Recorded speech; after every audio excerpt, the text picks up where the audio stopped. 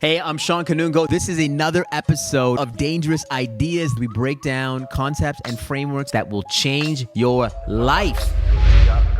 All right, we're here with another episode of Dangerous Ideas. My name is Shawn Kanungo. In this podcast, what we do is we break down concepts and frameworks that will change your life. And I'm really excited to have Omar Mouallem here. And actually, we're going to be talking about his movie, Making Kayfabe.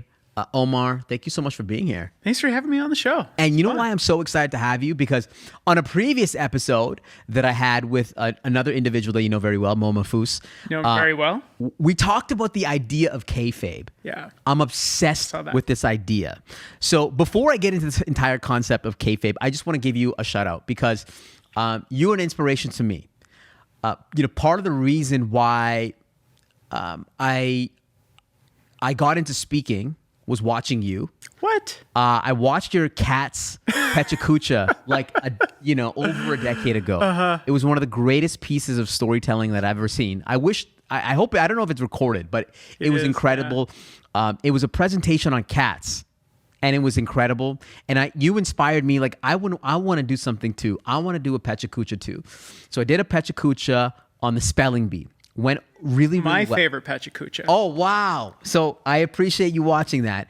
And it was one of those moments where it's like, I can speak on something that doesn't have to be so formal, that doesn't have to be so produced, and just be myself and be very personal. And, people enjoyed it. And something funny, kind of silly, lowbrow maybe, but has like a deeper, almost like has almost like an elevated, education to it. That's what I loved about your presentation on spelling bees. What I also first did, the first time I did this public talk on sort of the rising status of cats in culture, which was like this really silly excuse to show people a bunch of cat memes, but also talk about like, what does this really say about like the direction that our culture is moving?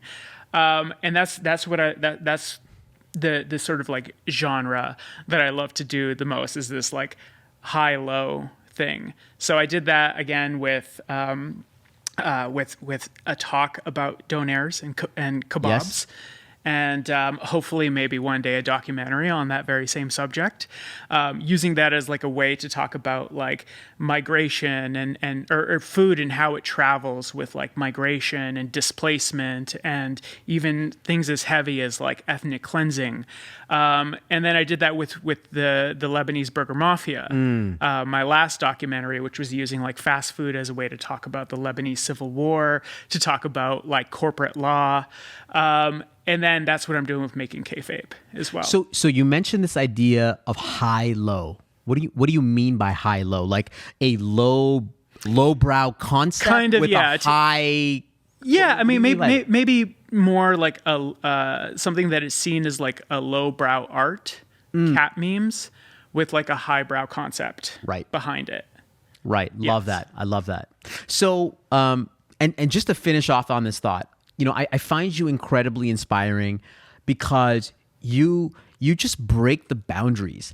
And it's inspired me for my entire career. You entering into the documentary film space, and I tried the same with our special that you came to as well.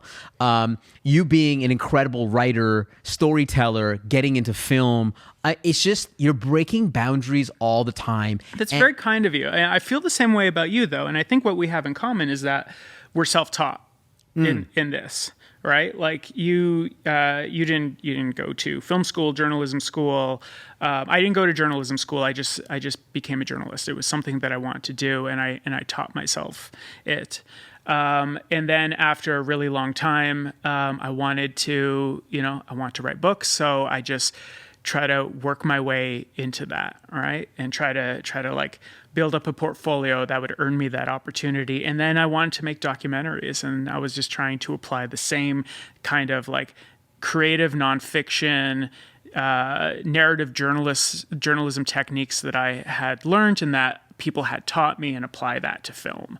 And I see that, I see you doing that in in publishing, in speaking, in podcasting. And I really admire that about anyone who, just has a goal and a realistic expectation of how to get there. And then they take the necessary steps to get there. Do you feel like being from Edmonton that you have to do it on your own?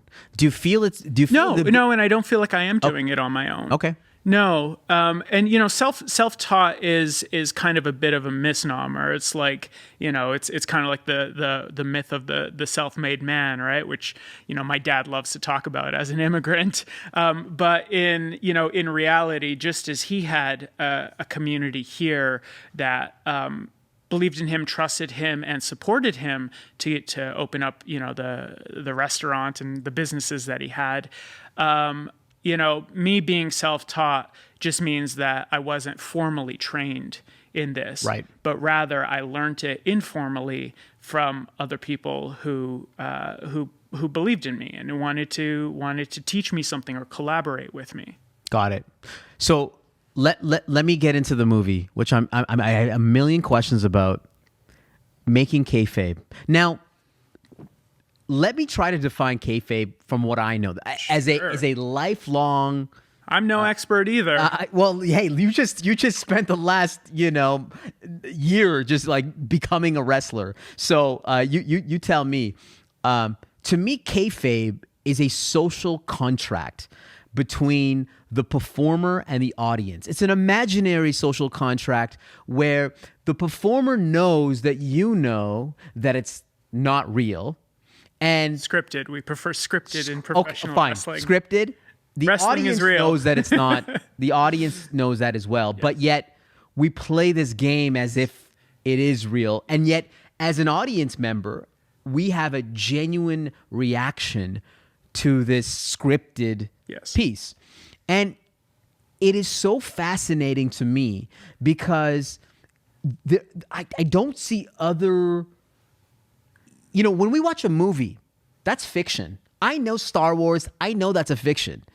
When I watch sports, I know when I'm watching that basketball game that it's real, that the consequences are real. And yet wrestling sort of is in the middle of this. It is. Yeah. And there's nothing really like it. Yeah, no, you're right. There is. What is the closest thing to it? I would say social media is the closest thing to it. It's a social contract where you kind of know it's not really real for the most part. Like I want to say like the intelligent social media user, but that's maybe not right. Not appropriate or not fair. It's more like just like the self-aware one, because by those standards it's also a lot like reality television where I think that much of us at least are smart enough to understand that what we are seeing here is it's staged in a lot of ways.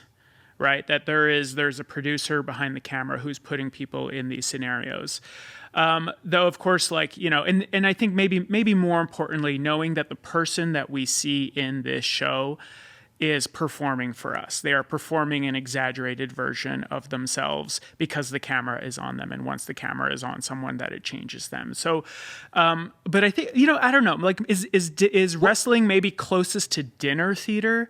Right. Maybe that's not like fair to wrestling because I think wrestling is so sophisticated, actually. But maybe in those terms, that's what it's the closest thing that it's to. That like when we enter the hall as spectators, we now have to. There's this expectation and more than that, a desire, I think, that we are now going to react to what we see and interact with it as if it is real, right? What is the psychology of a wrestler knowing this fact? Yeah. And for the purposes of the film, you had to transform into a wrestler. You were fake. You were interviewing folks in the crowd, and then you became part of the character and started wrestling. I mean, it's incredible. I can't wait to watch the movie. But is there something unique about being a wrestler? Like, we all perform. Like, I tell stories on stage, and you do as well. And it's changed over the decades too. So coming back to this concept of kayfabe, I thought that your definition of it actually is great. It's perfect, and I didn't mean to muddy it. Yeah. But what I think is important to also understand is that the definition of it has changed relatively recently, and that until recently, kayfabe was actually more of like a contract between wrestlers, right?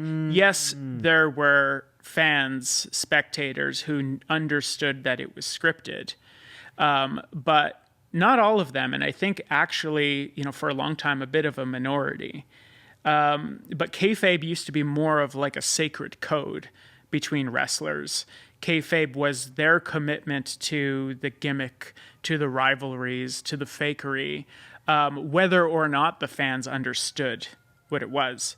And so, keeping kayfabe meant never getting to the venue with a bad guy with a heel if you're a face, right?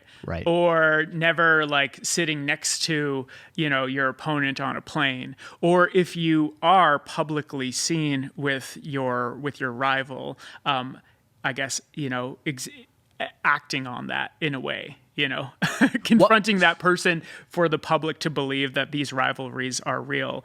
That all changed in the 90s. I think, that after the Montreal screw job, I would say after the Montreal screw job, I think maybe after the Montreal screw job, for sure. If not that, then after Owen Hart's death. Oh, really? Yeah, I mean, I feel like it was more like in this podcast era where you can have like a wrestler on a podcast talking openly about the industry. To me, that was like that opened the kimono, and it totally breaks kayfabe in that way. Yeah, I mean, for I think it's safe to say it was the Montreal screw job. Like, there were other moments that broke kayfabe, but that was the moment where it just kind of was. We were like now through the looking glass. That's when Vince McMahon now became the chairman, Vince McMahon, because until then he was like the announcer. He was the owner, but he also you only really saw him as a fan, as the commentator. Right. That's right. And then after he got spit in the face by Bret Hart because of this very real scandal where he basically tricked Bret Hart into losing his belt in Montreal, in his home country, before he left to the WCW. And if none of this makes sense to you, which it won't, well, it will for some, but TLDR, if you're under a certain age, if you're under the age of 35, this probably doesn't make sense to you. But anybody over 35, yes, this hits you. I would recommend that you watch a documentary called Wrestling with Shadows, which is about Bret Hart and the Hart family. But what's amazing about it is that the documentary filmmakers were actually present and following Bret Hart during this time. So they actually get Bret Hart wore like a mic, like a hidden microphone during a conversation with Vince McMahon, where Vince McMahon tells him he's going to win in a certain way, and then you see the outcome is not that. Anyway, I would recommend you watch that or listen to an episode of Radiolab podcast called it's not the Montreal screw job, it's the something else screw job, which is about the Montreal screw job. Anyway, this was the moment when kayfabe was basically shattered. Right. And it became, and it evolved, maybe, is the more important thing, where, now we, the fans, yes, we understood it was scripted, but they're no longer necessarily pretending we don't know. They understand we know, and still committing to the script, still committing to the rivalry. And you start to see wrestlers transform. The sort of character of wrestlers, instead of being these goofy, caricatures, a Mountie, or an Ultimate Warrior, all that stuff. They're just kind of they are themselves, but they have an exaggerated attitude, an exaggerated persona. And so the line between what's real and fake becomes very blurred, and that's kind of the fun of it, is trying to understand what's really going on behind the scenes by what's happening in front of the scenes. But in the movie, you document indie wrestlers. Yes. Is there something different about these indie wrestlers yes. than the the WWEs of the world? I think it's much more pure on what that do you mean? level. It's pure. First of all, I found that the passion, the love for wrestling is much purer because for these people, this is a hobby. For most of them, it's a hobby, right? It's not a career. They all have day jobs. Even the guys, my trainer, Michael Richard Blaze, he has a day job. And this is a guy who has fought in the WWE. So for them, it really comes from their heart. And yes, they want to be as good as they can be, but in the end, what they're looking for is, what I think keeps them there is a sense of community. It's not the money, right? Well, but what about the audience then? And I think that's what kind of makes the interaction with the audience much purer as well. Is that they, it's when you go to these indie wrestling shows, and especially the promotion that I was fighting with, Love Pro Wrestling, which is kind of representative of another trend in wrestling, which is this much more like inclusive, good vibes wrestling. It's intergender, it's more feminist, sort of leaning, queer friendly. When you're in this community, it actually feels really warm, even when you're with your so-called rivals.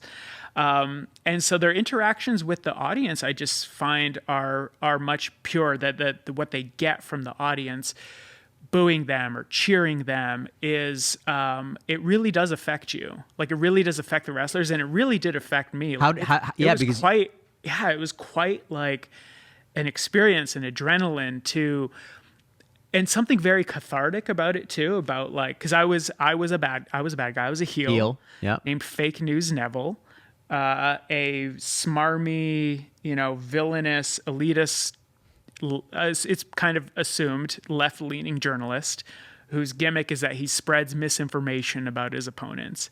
And I think there was something very cathartic about being out there and being like given permission to be the bad guy and like get booed, because when I am doing real journalism, when I am doing investigative stuff, you do kind of have to be a little confrontational and a little bit sneaky in order to get the information you want. And it does sometimes challenge your conscience.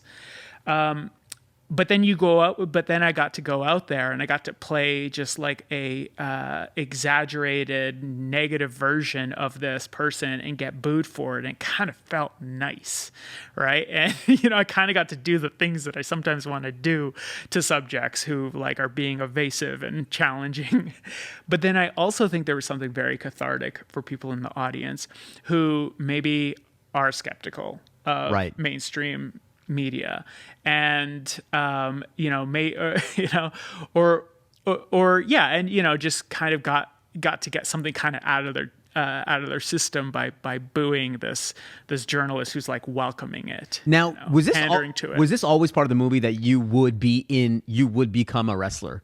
Yes, okay. I would, and that I would be a wrestler whose character is a journalist. Right. Well, at least that I still had to pitch it, right? So, there is a process to this. So the premise of the movie is that I wanted to know what it's like to be an indie wrestler, not a pro wrestler, but like someone who moonlights as a wrestler. What is that commitment like? What does it take? What do they get out of it?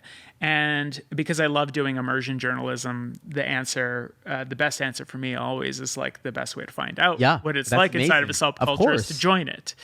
And so I joined it. But I still, there was no guarantee that I would be able to train well enough, learn this safely enough, and that I could like gain the trust of the promotion that was willing to put me on, and my trainer, Michael Richard Blaze. So I had to earn that. And then as far as like developing a character, or gimmick as they call it, I still had to pitch that. Right. And so you see, actually, it's, Who did you have to pitch that? I pitched it to the. I pitched it to Spencer Love, who's the founder of Love Pro, and to Michael, and to my opponent, Taryn from accounting, not a real accountant, right? Actually a grade 1 teacher, and T.Y. Jackson, who's a policy analyst in Israel. Oh, wow. And he was my tag team partner. So I pitched it to them, and it's one of my favorite scenes in the movie because it's incredibly awkward and tense. And this was one of those moments where I realized that like this philosophical concept of kayfabe that you're very interested in and I'm very interested in, that I really want to explore in this movie, they don't give a crap about that. Like they like, for them, kayfabe really is limited to wrestling. And for them, it's, you know, kayfabe should serve the audience. The audience comes first. And so when I pitched them this idea of this smug, elitist, smarmy, villainous journalist, and I had all these ideas of how I could like introduce myself. I wanted to like actually present as a TV anchor, and I wanted to interview wrestling fans, but I also wanted to like be real smug about it and like question them about like, why do you like wrestling? Like, don't you realize that it's scripted, and like, you know, and also make these terrible assumptions about wrestling fans that is not true, but that is publicly assumed as true, which is that wrestling fans are uneducated, always like, you know, very right-leaning, that there's an overlap with like anti-vaxxers and MAGA people. That's kind of the assumption about who likes wrestling. And I wanted to play that up and kind of make a fool of myself in that way. But they hated that. They absolutely hated that. It's in the trailer, yeah. They hated it so much, to the point where I was afraid that this movie could fall apart. That they could say, actually, like, we're out. Right. Like, if that is how you view, like, if that's how you view our wrestling fans, or if that's what you want to do with this, we're out. And I think what they saw, and very intelligently, is that, you know, in my attempt to sort of like do some commentary about the kinds of people who mock wrestling, I was in effect making a mockery of it, which is not what I wanted to do, but in effect that's how it would come across. And so Fake News's character changed. Instead of targeting the fans, he was targeting two specific opponents, Michael and Taryn. And that's when my gimmick of like spreading misinformation about my opponents kind of became the core trait of my character. That's what made him fake news. It wasn't that he was like left wing. It was that he spreads misinformation about his opponents. Right. Yeah. So you know, part of this immersive journalism, you want to unpack what it means to be an indie wrestler. What does it mean to be an indie wrestler? What is the, you know, obviously if you're, you know, Taryn the school teacher, yeah, right? You're you know, 9 to 5, you're going and you're a school teacher, and then at night you probably have to train. Yes, that's it. Like, you know, just to fight at this local level of maybe a match a week, maybe a match every 2 weeks. You know, you might travel to Vancouver or Winnipeg, but most likely if you're traveling, it's like around central Alberta. Just at that level, you're in the gym about 4 days a week. Wow. Yeah. And so I think by the way, you were in this. I was in the gym once a week. Okay. I was in the gym once a week. You had a good base. You had a good, okay. Yeah, I think I started at like every 2 weeks, and then it was once a week. And then in the last couple weeks before my actual match, I was there about twice a week. Okay. And now I'm assuming that you took this seriously because you didn't want to look like an idiot. No, no. I was really afraid of making a mistake, like forgetting my lines, but worse than forgetting my lines, like forgetting my moves. Yeah. Right. I used to be a rapper, And I still like am traumatized from the one time that I entered like a freestyle battle, and I dropped like 2 bars, got a big reaction from the crowd, and just went blank. No way. Completely Oh, blank. wow. It was I done. think I saw that it at was 8 Mile. over. Yeah, it was like right at 8 Mile. It was over, right? And I think that's what my biggest fear was. But you see a little bit of this in the movie. What's really great is that like the wrestlers, they don't rehearse it a lot, but they rehearse it before the match over and over and over again, so that's fresh in their minds. And with this repetition, and the ref is there too, sort of listening in. So the ref is almost like a stage manager, right? With like the script in his head, and a lot of it's improv. But there's sort of like this general arc, and then there's these major beats, and the wrestlers you see them like kind of, if you see their lips moving, it probably looks speaking. Like they're talking trash to each other, right? But they are aggressively guiding each other through the next moves, right? But the trick is actually to say it so like to kind of like say it into your arm, or like say it downward so that people don't see your lips moving, but they're essentially like guiding each other through the next move. So it's incredibly intensive. It's incredibly involved. I was just curious about the economics of it, because of course people have their own careers. How much does an average indie wrestler make? No, I mean, not a lot. Like, I think it depends how successful like the promotion is. I mean, Edmonton has a pretty lively wrestling scene. I think it would put a lot of other cities to shame, or it's definitely like the envy of a lot of cities. We have 5 promotions here, wow, and they do pretty well, right? So I think those wrestlers are able to make maybe $100 right a night per match, maybe a little bit more. It's not a lot. Yeah, right? and when they're traveling, they're usually paying for their own travel as well, right? So oh wow, yeah. But and with Love Pro, the production quality is actually quite high as well. So there's a lot of other people being paid. And I asked that question because this is not a money maker. Even if you're a teacher, it's not even that much of a money maker, because it's it probably pays for your travel, your outfit, and whatnot. That's what I mean by it's pure passion. Yeah. Right. Like, nobody is forcing them to do this.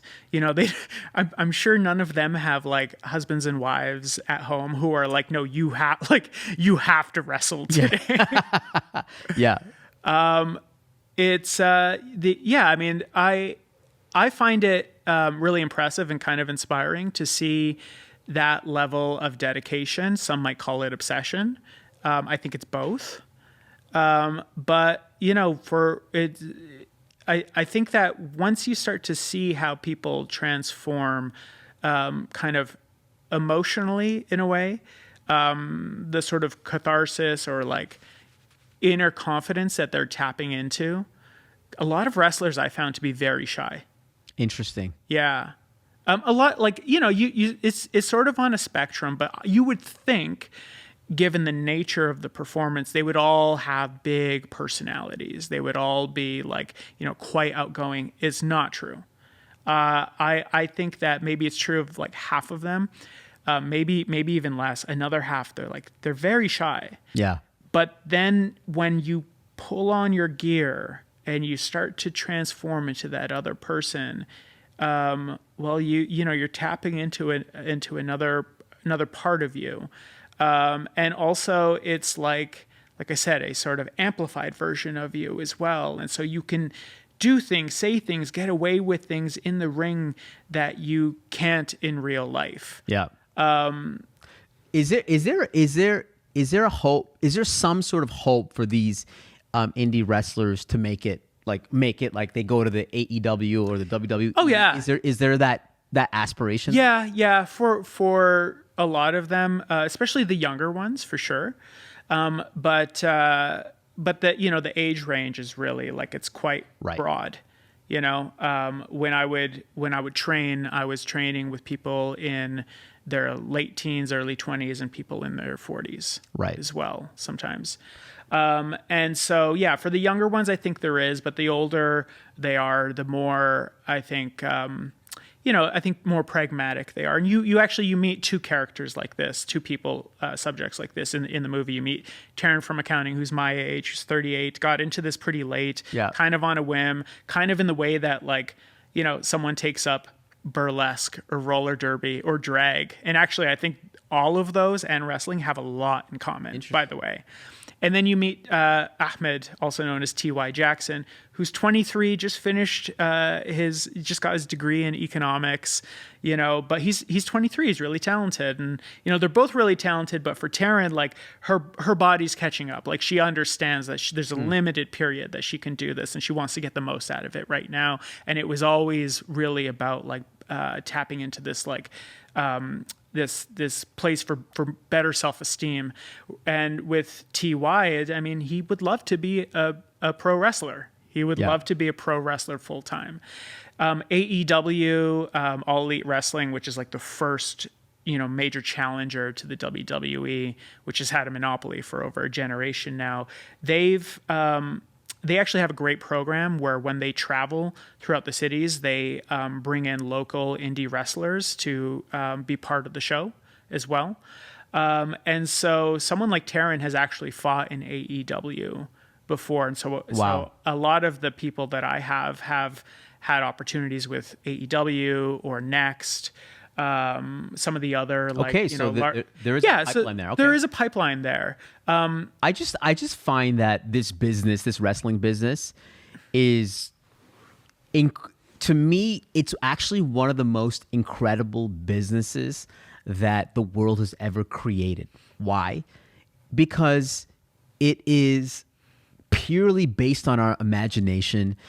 It's something that can sell out arenas or theaters or small venues or stadiums, and people are engrossed in this fairy tale. Yes. And there's nothing like it. There's something great about the simplicity of it. It is every match is a fable of sorts, a story of right versus wrong, and usually right wins out, but sometimes it doesn't. Yeah. What does it say about humanity? What does it say about us that we're so into this? Yeah, I mean, what does it say about us? I mean, I think it just taps into a very instinctive idea of the world that there should be order to it. And every match teaches us that there's not always order to the world. Sometimes the moral compass, the baby face, is able to overcome and order is restored. And sometimes he's not. All right. Sometimes the heel, the person who fights dirty, who does cheap moves, who violates the moral order, who knocks out the ref and then turns order upside down completely. Sometimes he wins. And that's sort of the lesson is that in life you meet both people. And maybe the lesson is that in life we are both people. So the last question I have is, I talked about this in a previous podcast, but obviously you've been following what's been happening with Vince McMahon and his sort of allegations. Yeah, with what's been to an extent, I have been, yes. And what I find interesting is that Vince McMahon has always played in this world of kayfabe, this idea of is it real, is it fake, is it what? And I feel like when you cross those boundaries throughout your entire life, you almost think that things are not real, and it can get you into trouble. And I wonder if that's gotten him into trouble. I'm not going to speculate if it has. It probably has. I think you're hitting on something very real about some wrestlers who spend their entire lives in this. For me, I experienced it with a wrestler named Teddy Hart when I profiled him for Rolling Stone. And what was that? What was that he was caught in this? Teddy Hart was always, he just was always performing his gimmick, and it gave him almost like a probable deniability that when he would do things that were harmful, offensive, a little bit scary. He could very easily, and I experienced this in the interview, and I've talked to my friend Fred Croach, who made a docuseries called Dangerous Breed about Teddy Hart, and it's also actually a true crime story about a missing person, his former girlfriend, and I guess anyway, alleged. Right. But Teddy, like, you would be interviewing him, and he could start to become pretty scary and intimidating. And then, I don't know if he just sort of like clicks in and sees some fear or concern or whatever, and then he could just quickly pull back and just pretend like that is just him in character. Interesting. And this is part of what got him in trouble in pro wrestling all the time, is that he couldn't turn off this gimmick in the change room. So he was, in the locker room. So he was always getting into fights, often like having these confrontational moments. And then in the ring, he would perform, what is known as like a shoot, which is basically when you go off script and you just do your own thing. You go rogue, basically. And he would go rogue, and and try to sell it to the crowd as if it is real, and it would cause a lot of confusion. Wow. And so, I think that affected his personal life, where he was sort of floating through, where he does float through as if like everything is kayfabe. So to me, the reason why social media is kayfabe is because you can, if let's say you put out a tweet, and it's opinionated, and you get status, you get admiration for that particular tweet, you would most likely repeat that with another tweet that might lean a little bit more, and then you actually might become that person that the audience you become captured in a way from the audience. And I feel like maybe that happens in wrestling. I think it does. I think it happens in real life all the time. I think social media very much is sort of it is like the commoner's kayfabe. There you go. It really is. Okay. I think about that all the time. Like, when there is, when there's sort of like an expectation of who you are that you have set for yourself through your own social media, like content and I guess, self-branding. And then you're out at an event and it's public and you're interacting with people who only know you in this way. Right. Are you going to really remain yourself? And totally. I think, and this is why this movie is so interesting. Omar, I could talk to you forever about this subject. It's a concept that I love. I cannot wait for the movie that is dropping on February 23rd, 2024. We have a launch party on February 2022. Are there still tickets for the launch party? There are, yes. Okay, so it's at the Rec Room, South Edmonton. It is part of a wrestling match. Love Pro Wrestling has it's their Thursday night event. Love it. And so it's going to be the match followed by a screening and Q&A in the ring. So everybody watch the movie on CBC Gem, February 23rd. I'm really thankful. Again, you've inspired me through my entire career, and just it's an honor to have you here. Yeah, it's an honor to be talking with you, man. All right. We'll see you on the next one. Thanks.